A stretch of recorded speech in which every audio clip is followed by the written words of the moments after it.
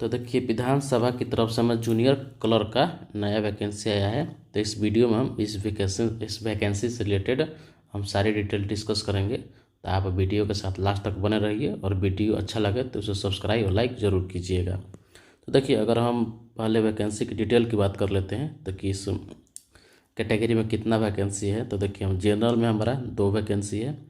अगर हम EWS में देखें तो हमारा 1 सीट खाली रहेगा। SC में देखें तो 5 सीट है। ST के लिए 1 भी सीट नहीं है। हम EBC के देखें तो हमारा 7 सीट है।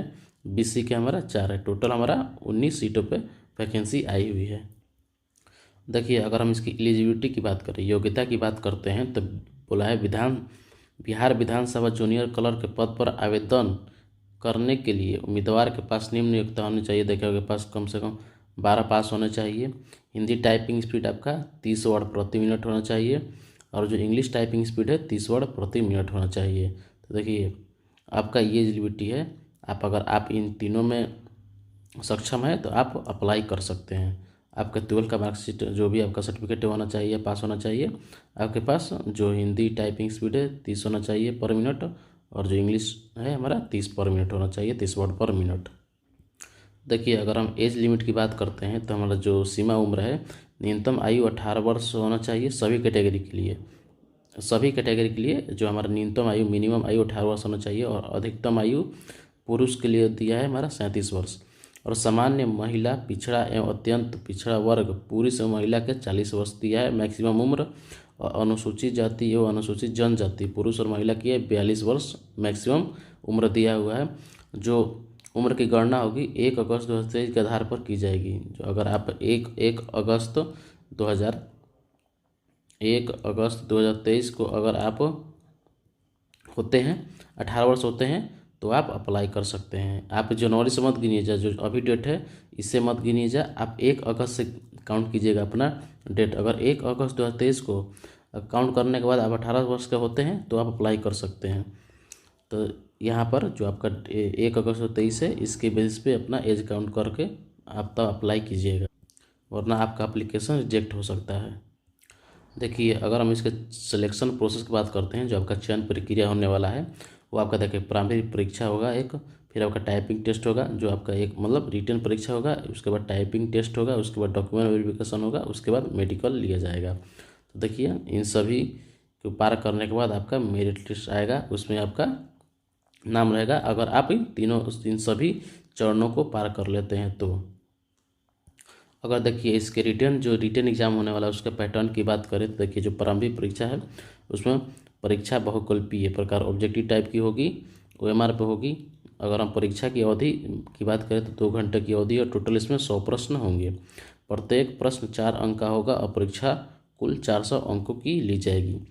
अगर परीक्षा में नेगेटिव मार्किंग का ही प्रावधान होगा, देखिए जो एग्ज़ाम होगा उसमें नेगेटिव मार्किंग का ही प्रावधान होगा, तो इस बात पर आप ध्यान दीजिएगा। मतलब ज़्यादा गलती करने की कोशिश मत कीजिएगा, मतलब ज़्यादा तुक्का वगैरह मारने की कोशिश मत कीजिएगा। प्रत्येक गलत उत्तर के लिए 1 अंक की कटौती की जाएगी। देखिए अगर आप 1 क्वेश्चन गलत करते हैं तो आप सही में से भी आपका 1 अंक जाएगा, तो इस बात का ध्यान रखिएगा। जिस क्वेश्चन पर कॉन्फिडेंस है वहीं मारिएगा उसको। परीक्षा हिंदी और इंग्लिश दोनों में कंडक्ट की जाएगी। अगर हिंदी और इंग्लिश के प्रश्न पत्रों में कोई भिन्नता होगी तो इंग्लिश के प्रश्न ही मान्य होंगे। तो देखिए अगर मान लीजिए कुछ मिस मैच होता है, जबकि हिंदी और इंग्लिश दो प्रश्न पत्र है, अगर दोनों में कोई क्वेश्चन है, मान लीजिए इसमें एक क्वेश्चन इसमें एक क्वेश्चन है और दोनों क्वेश्चन मिस मैच होता है तो इसमें आपका जो इंग्लिश का जो पेपर है वही मान्य होगा, वही माना जाएगा।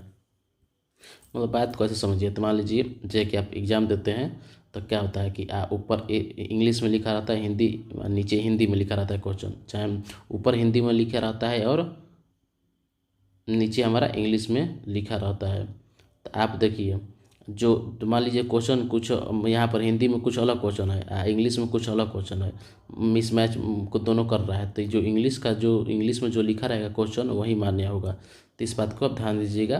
तो इंग्लिश वाला क्वेश्चन है उसको एक बार पढ़ लीजिएगा। आपको मान हिंदी से भी आपको दे रहे हैं तो एक बार इंग्लिश वाला क्वेश्चन पढ़ के समझने का कोशिश कीजिएगा।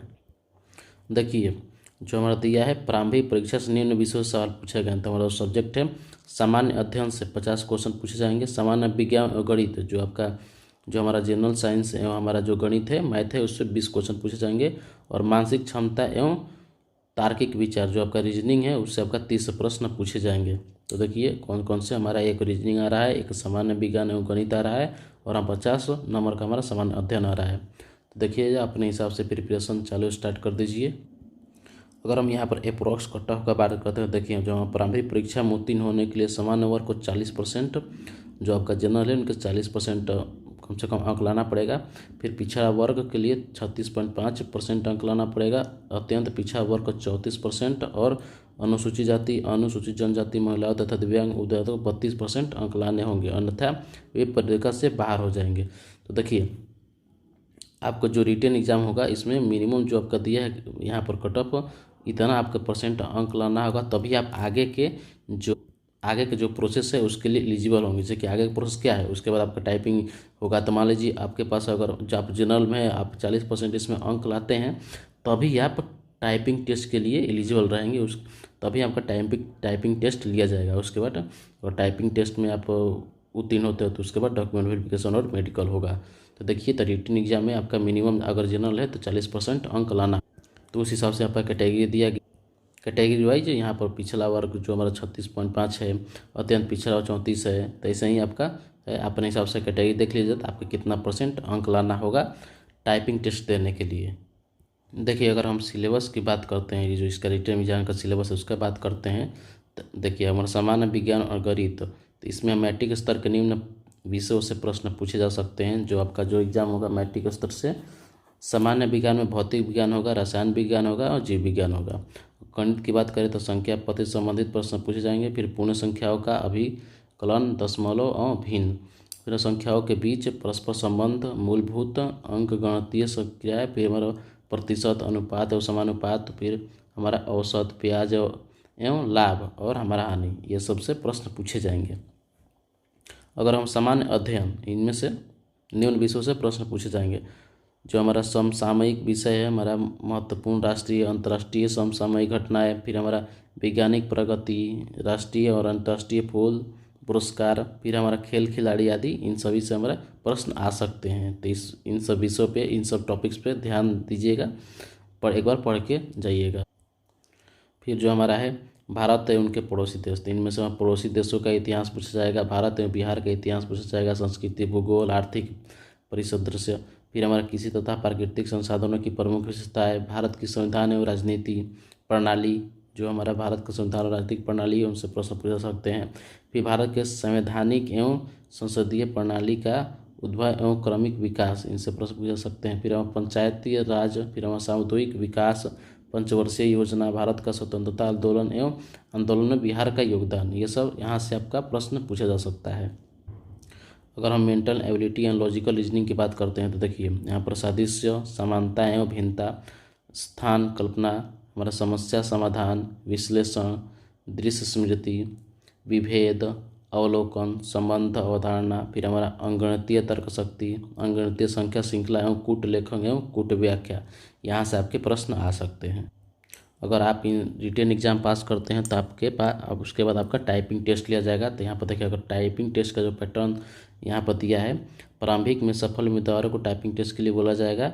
टाइपिंग टेस्ट हिंदी और इंग्लिश दोनों में होगा। टाइपिंग जो स्पीड न्यूनतम 30 वर्ड पर मिनट होनी चाहिए और इंग्लिश टाइपिंग स्पीड 30 वर्ड पर मिनट होनी चाहिए।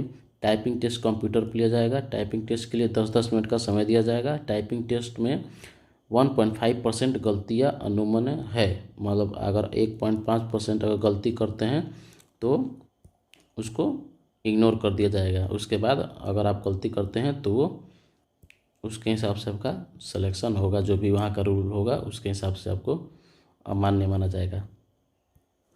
देखिए अंत में जो प्रारंभिक परीक्षा और टाइपिंग टेस्ट में उत्तीर्ण अभ्यर्थियों का मेरिट लिस्ट तैयार की जाएगा। तो अगर आप टाइपिंग टेस्ट और जो रिटन एग्जाम अगर दोनों में पास करते हैं तो आपका वो जो मेरिट है वो डॉक्यूमेंट वेरिफिकेशन और मेडिकल के बाद मेरिट लिस्ट तैयार होगा। अगर हम इसकी सैलरी की बात करते हैं तो पे लेवल 2 का होगा, जिसमें बेसिक पे 19,900 से 63,200 तक रहेगा। इसमें भत्ता भी दिया जाएगा। चयनित उम्मीदवार की सैलरी की शुरुआत 19,900 प्लस में भत्ते प्रति माह से होगी। समय के साथ साथ जैसे प्रमोशन होगा वैसे वैसे सैलरी भी बढ़ती जाएगी। बता दें कि सैलरी बढ़ते बढ़ते 18,200 प्लस में भत्ता प्रति माह हो जाएगी। बेसिक पे के अलावा विभिन्न प्रकार के भत्ते भी मिलेंगे, जैसे महंगाई, फिर ट्रांसपोर्ट अलाउंस जो हमारा ट्रैवल अलाउंस होता है वो होगा, फिर आपका जो होम रेंट जो आपका घर का रेंट होगा वो भी आप इसमें मतलब दिया जाएगा अलग से। इसमें बेसिक पे दिया होगा, उसके अलावा जो आपका ये सब है इसका पैसा आपको मिलेगा। फिर जो मेडिकल है उसकी भी सुविधाएं आपको मिलेगी। अगर देखिए हम एप्लीकेशन फ़ीस की बात करते हैं तो जो हमारा बिहार राज्य के अनारक्षित EWS EBC BC के जो पुरुष के लिए उनके लिए 600 रुपया जो फीस का जो है प्रदान किया गया है, जो एप्लीकेशन फ़ीस है। बिहार राज्य के SC ST किसी भी कैटेगरी के महिला उम्मीदवारों के लिए आपका 150 रुपया फीस है। बिहार राज्य के अलावा अन्य राज्यों के सभी उम्मीदवारों के लिए चाहे किसी भी कैटेगरी को उनको 600 रुपया फीस लिया जाएगा एप्लीकेशन फ़ीस। आप इसका भुगतान किसी माध्यम से कर सकते हैं, credit card, debit card, net banking, UPI, किसी माध्यम से इसका भुगतान आप कर सकते हैं। अगर देखिए हम इम्पोर्टेंट डेट्स की बात करते हैं तो देखिए ऑनलाइन आवेदन जो होगा 29 जनवरी 2024 शुरू होगा, जो 29 जनवरी 2024 से 11 बजे से स्टार्ट हो जाएगा। जो आपका जो फॉर्म भरने का लास्ट डेट है वो 15 फरवरी 2024 तक है। आवेदन शुल्क जमा करने का अंतिम तिथि आपका 17 फरवरी तक है। अब परीक्षा तिथि बाद में जारी की जाएगी, आपका नोटिफिकेशन मिल जाएगा एक, तो उसमें बता दिया जाएगा तो आपका जो परीक्षा की तिथि है कब होगा। अगर हम डॉक्यूमेंट्स की बात करते हैं तो कौन कौन से डॉक्यूमेंट्स लगेंगे, तो देखिए आपका मोबाइल नंबर, जो आपका एक्टिव मोबाइल नंबर है वो लगेगा। फिर जो आपके पास एक्टिव मोबाइल ईमेल आईडी है, जो आप यूज करते हैं ईमेल आईडी, वो लगेगा। फिर फ़ोटो, सिग्नेचर, एजुकेशन डॉक्यूमेंट जो भी 12th का सर्टिफिकेट है वो, फिर जाति प्रमाण पत्र यदि लागू हो तो, अगर आप मतलब EBC चाहे BC ST SC EWS है उनका जाति प्रमाण पत्र लगेगा। फिर ID प्रूफ, जो आपका आधार कार्ड या पैन कार्ड, वोटर ID का जो भी आपका ID प्रूफ वो एप्लीकेशन में मांगा जाएगा। यहाँ पर देखिए कुछ इंपॉर्टेंट पॉइंट देख लेते हैं। अभ्यर्थी को सूचित किया जाता है कि आवेदन करने से पहले बिहार विधानसभा जूनियर क्लर्क वैकेंसी 2024 का ऑफिशियल नोटिफिकेशन को भली भांति पढ़ ले, सभी शर्तों को पूरा करने की स्थिति में आवेदन करें। देखिए इसका जो नोटिफिकेशन ऑफिशियल हम अपने डिस्क्रिप्शन बॉक्स में डाल देंगे, आप वहाँ से जाकर डाउनलोड करके उसको पूरी तरह पढ़ सकते हैं। केवल ऑनलाइन आवेदन ही स्वीकार किए जाएंगे, अन्य किसी माध्यम से आवेदन स्वीकार नहीं किया जाएगा। अभ्यर्थी आयोग की वेबसाइट पर जाकर ऑनलाइन आवेदन कर सकते हैं। तो देखिए जब इसका लिंक एक्टिव होगा हम अपने डिस्क्रिप्शन बॉक्स में उसका डाल देंगे लिंक एप्लीकेशन अप्लाई करने का, आप वहां से जाकर एप्लीकेशन अप्लाई कर सकते हैं। ऑनलाइन आवेदन फॉर्म में सभी जानकारी ध्यानपूर्वक सही सही भरें। जो भी आप एप्लीकेशन में डिटेल डालना है वो अपने सर्टिफिकेट के अनुसार ही डालें ताकि बाद में कोई दिक्कत ना हो। आवेदन पत्र में अपना मोबाइल नंबर या ईमेल आईडी ही दर्ज करें, क्योंकि भविष्य में भर्ती से संबंधित कोई भी जानकारी आपके द्वारा दर्ज किए गए ईमेल आईडी मोबाइल नंबर पर भेजी जा सकती है। तो जो भी आपका जो फ़ोन नंबर है, अपना ही फ़ोन नंबर, जो एक्टिव फ़ोन नंबर जब चलाते हैं यूज करते हैं उसको डालें, ताकि बाद में नोटिफिकेशन आए इस परीक्षा से रिलेटेड तो आपको प्राप्त हो और कोई दिक्कत ना हो। आवेदन फॉर्म भरते समय प्राप्त हुआ यूज़र नेम और पासवर्ड भी सुरक्षित रखें, क्योंकि रिजल्ट देखने के लिए यूज़र नेम और पासवर्ड की ज़रूरत होगी। तो जो आपका यूज़र नेम पासवर्ड प्राप्त होगा, फॉर्म भरते समय आपको एक यूज़र नेम और पासवर्ड दिया जाएगा, तो यूज़र नेम पासवर्ड अपने पास रखना है ताकि बाद में एडमिट कार्ड डाउनलोड करते समय या रिजल्ट देखते समय कोई आपको दिक्कत ना हो। अंत में आवेदन फॉर्म सबमिट करने के बाद अभ्यर्थी आवेदन फॉर्म को डाउनलोड कर उसका प्रिंट आउट अपने से निकाल कर सुरक्षित रख लें। तो जो भी आपका रिसिप्ट लास्ट में निकलता है जो फॉर्म सबमिट करने के बाद, तो उसको सहेज कर अपने पास रख लेना ताकि बाद में कुछ दिक्कत ना हो। Thank you.